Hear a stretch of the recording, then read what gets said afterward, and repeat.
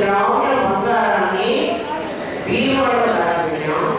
10 కిలోల వెండిని 10 కిలోల ఇనుముని బయట పడేస్తాం. ఎవరైనా తెలియని వాళ్ళు ఏంటంటే ఈ ఇనుము బయటపడేశారు అంటే ఎవరికి పోతారు అంటే ఎవరైనా ఎత్తుకుపోయేదాన్ని దాచుకుంటాడు, ఎవరు ఎత్తుకుపోని దాన్ని బయటపడేస్తాడు. అంతే కదా, మనం అందరం ఆలోచిస్తున్నాం చేయలేదా? అందుకనే పరమాత్మ కూడా అధిష్టానమైన బ్రహ్మస్వరూపాన్ని లోపల దాచిపెట్టుకుని నామరూపాలన్నీ బయటపడేస్తాడు. ఆలోచించండి, బయటపడేస్తాడా అంటే దీన్ని ఎవరు ఎత్తుకుపోయారు. మనం ఎలాంటి దౌర్భాగ్యమైన అంటే అదే ఎత్తుకోవడానికి వచ్చాం. ఆ అమ్మాయిని చూసి నేను మోహించానంటే చూసావు నామరూపాలు అంటే బంగారాన్ని దాచేయడం అసలు తీసుకోగా ఇనప ముక్కల్ని ఇష్టపడుతున్నామా? ఆలోచించండి. నామరూపాలనే ఇష్టపడుతున్నాం, నామరూపాల కోసమే కొట్టులు వస్తున్నాం, నామరూపాల కోసమే మహాభారతం యుద్ధం జరిగింది నామరూపాల కోసమే, రామాయణ యుద్ధం జరిగింది నామరూపాల కోసమే. ఎందుకంటే విషాదే కోసమే కదా రావణాసురుడు కొట్టాడు కదా, ధనం కోసమే. కామినీ కాంక్షణం అవేంటే అవి రెండు నామరూపాల్లో భాగాలు. అందుకని నిజంగా నీకు రాగద్వేషాలు లేవుగా, ఎందుకంటే నీకు నీకన్నా భిన్నంగా ఇంకో వస్తువు లేదు. ఎవరిని ప్రేమించమంటావు, ఎవరిని ద్వేషించమంటావు? అందుకని నమే ద్వేషరాగౌ నమే లోభమోహౌ ద్వేషరాగౌ నమే లోభమోహౌ మధునైవ మేనైవ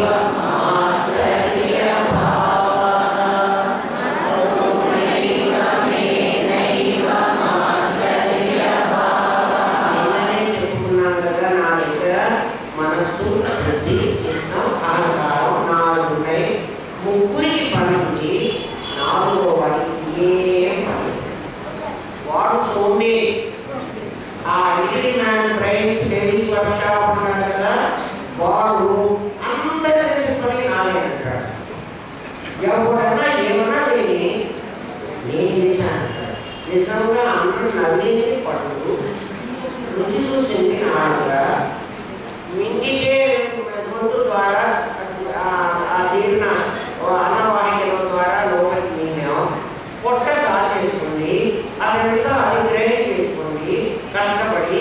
అది మాలిన్యాలన్నీ తీసేసి రక్తాన్ని పంపించి ఈ పనులన్నీ పాపం శరీరం చేసుకోవాలి, కష్టపడి చేసుకోవాలి. 24 గంటలు దానికి పాపం రెస్టే.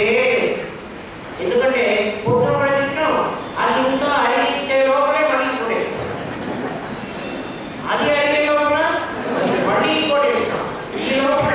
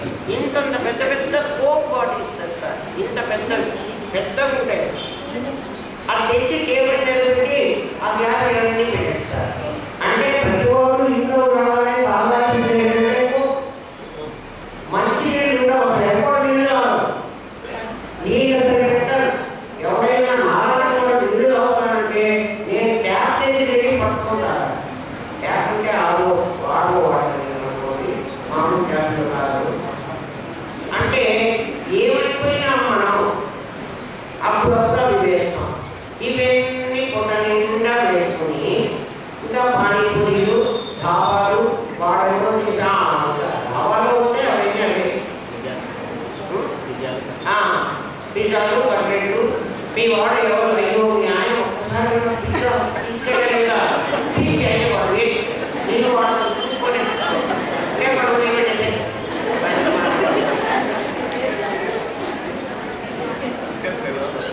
రోజు 3 సార్లు ఐదు చెప్పాలి. వారానికి వీకెండ్ మాత్రం వాడు బొమ్మలో ఉండి అన్నం తిన్నాడంటే వాడు చైతన్యమైన వాడు వాడు ఎక్కడ తీసుకోవాలి. ఇక్కడ ఇండియాలో అయితే కావాలి, అమెరికాలో అయితే హోటల్లే. వాడు అస్సలు ఉండకూడదు ఇంట్లో. శనివారం ఆదివారం ఎవరైనా ఇంట్లో అన్నం తింటే వాడు చాలా తప్పు తీసుకున్నాడు. వాడు పిల్లల్ని సరిగ్గా చూసుకోవాలి. అయ్యో మాని తల్లి రాడు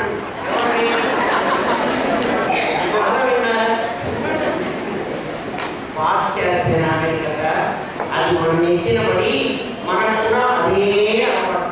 అది లేకపోతే మనం పనికి మాట్లాడాలి. నా నాన్న ఎవరు అంటే అది బీసీ, అది బిఫోర్ క్రీస్ట్, ఆఫ్టర్ క్రీస్ట్ రాలేదు. మన పరిస్థితి అలా ఉంది. అందుకని అహంకారం ఉండే దాని నుంచి పొట్ట కష్టపడింది, శరీరం కష్టపడింది దాన్ని జీర్ణం చేయడానికి. కానీ ఈ అహంకారం ఏమంటుందంటే నేను అన్నం తిన్నా, నేను తాగా, నేను హోటల్కి వెళ్ళా లేకపోయింది కదా.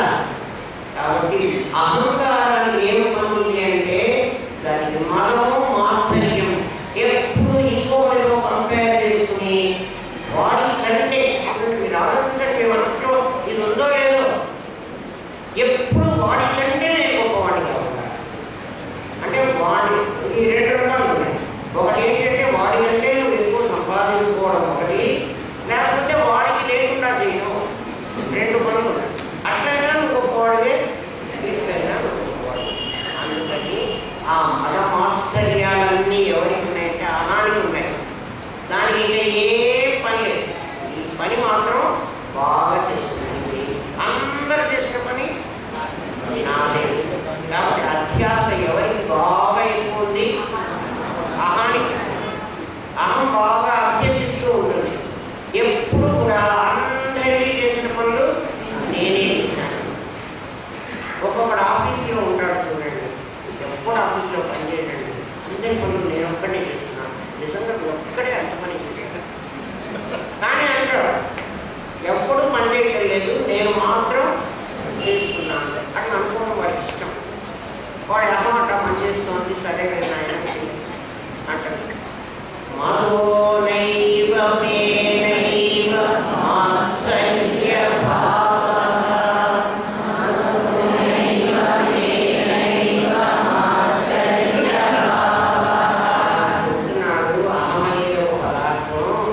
దాని మీద భావం పడితేనే, భావం అంటే ఆలోచన, అది పడితేనే అది పని చేస్తుంది, లేకపోతే అది మనసుగా కూర్చుంటుంది.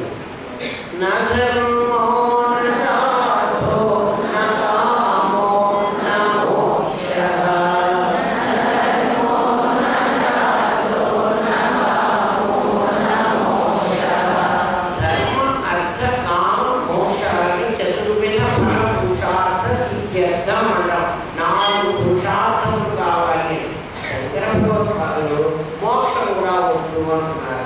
ఇదేమిటయ్యా శంకర భగవతాలు ధర్మార్థ కామం కంటే సరే అన్నాము, మోక్షం కూడా వద్దంటున్నావేంటి అంటే నిజంగా మోక్షం అవసరం లేదు. నా మీద ఏదైనా కేసు ఉంది అంటే కేసు నుంచి బయటపడడానికి నాకు బెయిల్ కావాలి. నా మీద కేసే లేదు అంటే నేను బెయిల్ అప్లికేషన్ మూవ్ చేస్తానా? అక్కడే మోక్షం కోసం ప్రయత్నించవాళ్ళ నీ మీద అసలు కేసు లేదు, నీకు బంధమే లేదు. ఏనుగుని కట్టేసేటప్పుడు ఏనుగు మామూలు వాడు ఏనుగుని పట్టుకుంటాడు కదా, దాన్ని పట్టుకొని తీసుకొచ్చి ముందు ఓ చిన్న తాడు కట్టేస్తారు. మొదటి దాని తాడుకి కట్టేసి ఒక గొలుసు తాడు కాదు, తాడైతే ఒక గొలుసు కట్టేసి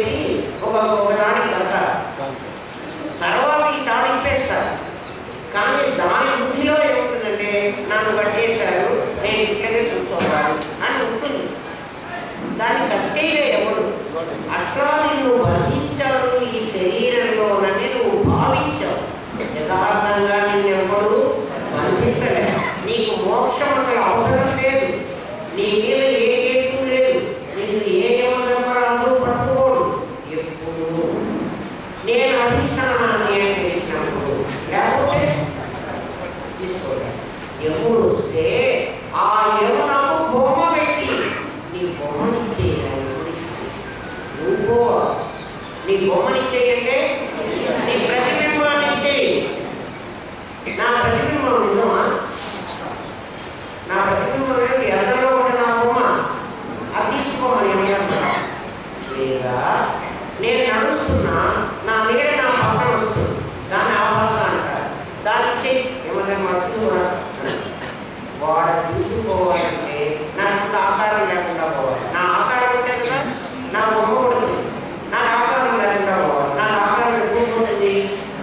నేను ఈ ముందు కాకుండా కాబట్టి మోక్షం కావాలా? నీకు మోక్షం అక్కర్లేదు. చంద్రబాబు మోక్షం అక్కర్లేదని అందుకు చెప్పారు. నీకు ధర్మం లేదు, నీకు ధర్మార్థ కావాలని 3 బాధరాయ మనిషి కొట్టి పారేశారు.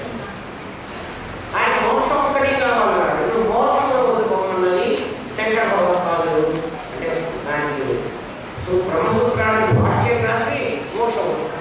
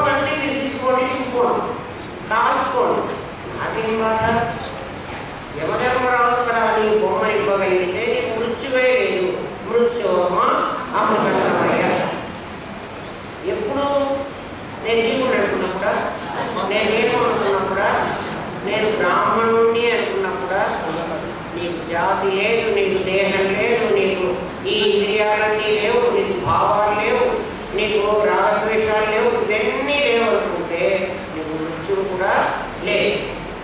ఊరికే లేవు అని అనుకుంటేనా? మాటలు అనుకుంటేనా? కాదు. మాటలు అనుకుంటే కాదు, యథార్థంగా నీకు అది తెలియాలి.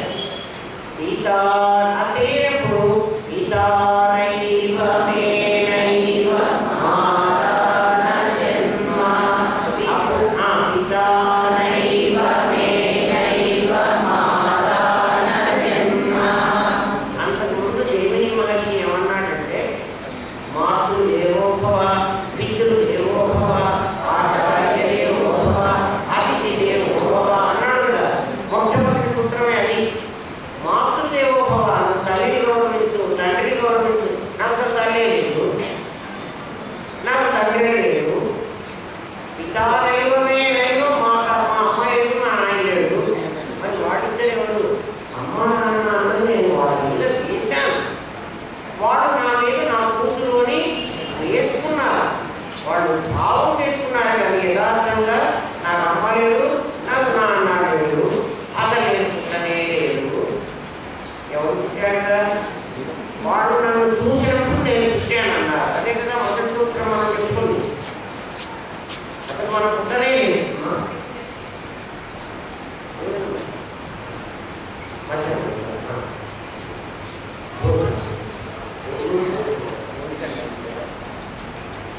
ఏమా నాకు అమ్మ లేదు, నాన్న లేడు కదా, నేను అసలు పుట్టలేదు. అమ్మ లేదు, నాన్న లేడు, అక్క చెయ్యి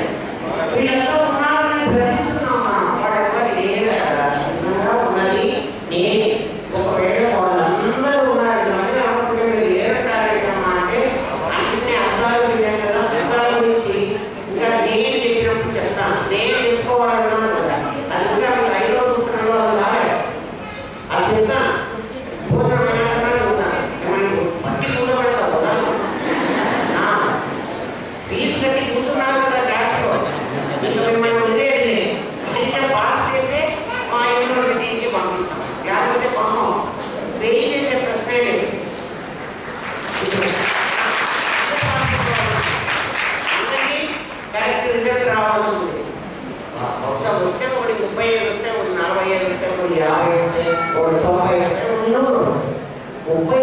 తక్కువ మార్కులు రావు.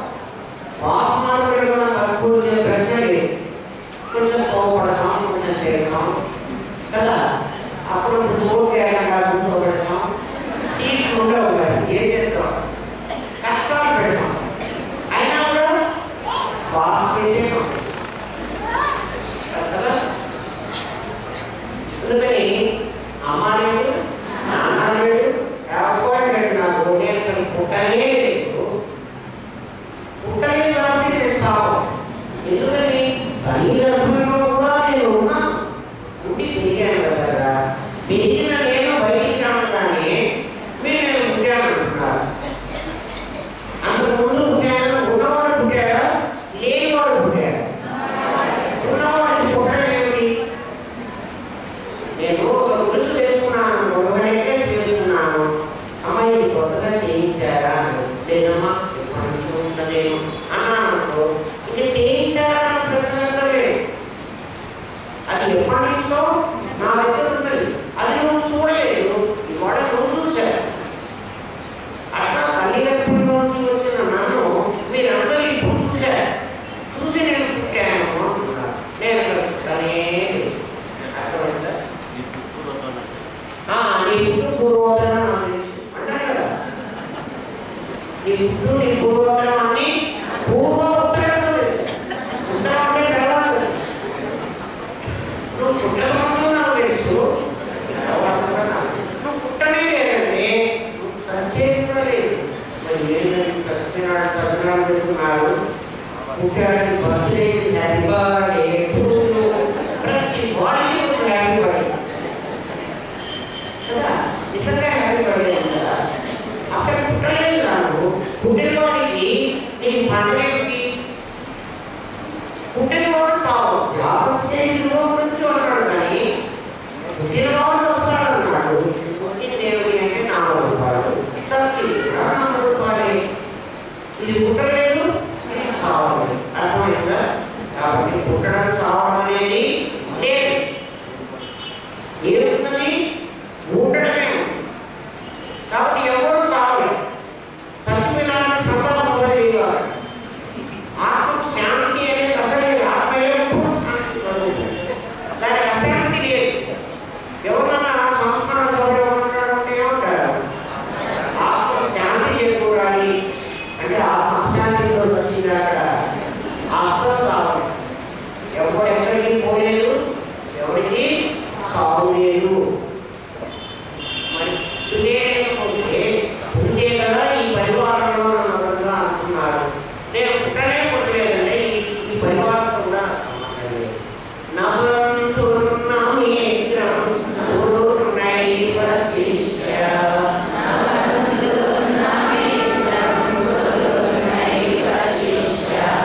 చుట్టాలు లేదు, నాకు స్నేహితులు లేదు, పోలీసులు అందరూ రాకపోతే రాకపోయిందిరా, ఎవరో ఒక గురువు చెప్పబడి కదా నీ విమానం తెలుస్తుంది అంటే నిన్ననే చెప్పేశాను. అధిష్టానంగా రామానందరావు నేను ఒకటే, వేరే వేరే ముక్కలు అవడానికి వీలే. నామరూపాలుగా నేను లేదు, ఆయనగా లేదు, వీరు కాలేదు. కాబట్టి ఎవరు గురువు, ఎవరు శిష్యుడు? గురువు లేడు, శిష్యుడు లేడు. నాకేం చూస్తే అదే చేయాలి. కరెక్టా? నేను తోచుకుంటుంది సరే, నువ్వు చెయ్యకూడదు. తోచిందంటే మళ్ళీ నువ్వు నామరూపాలు ధరించావు, ఆలోచన వచ్చింది కదా, అంత నామరూపాలు ధరించావు. నువ్వు శిష్యులు లేవు అని చెప్తున్నావు. నామరూపాలు లేవు అంటేనే నువ్వు శిష్యుడు లేదు.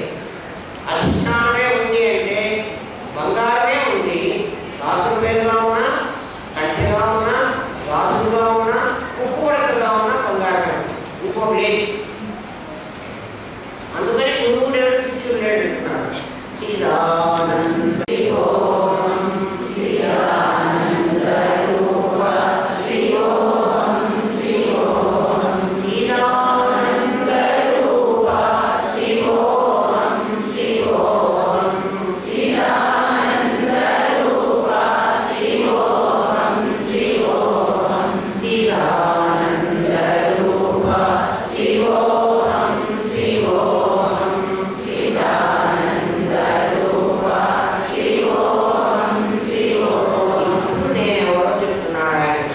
ఇంతవరకు నేను కాదు అని చెప్పి అంటే నేతి బోధన చేసి, నేతి బోధన అంటే నేను నా ఇది కాదు ఇది కాదు ఇది కాదు అని చివరికి నేను ఎవరో చెప్తున్నాను. అహం నిర్వికల్పో